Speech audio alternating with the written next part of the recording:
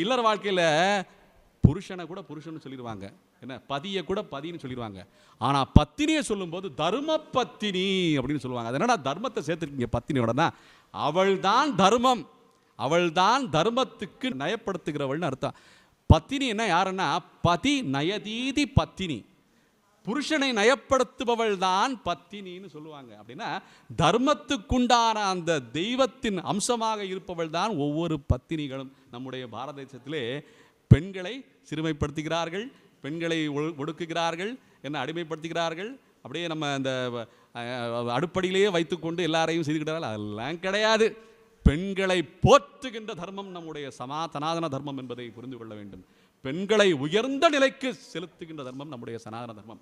ஆண்டாள் பூமி பிராட்டியை பூமி பிராட்டி என்றே அழைக்கிறோம். பூமியே தேவதை தான், பூமியே ஆண்டாள் தான் என்று சொல்வது போல அப்பேற்பட்ட தர்மம் நம்முடைய சனாதன தர்மம்.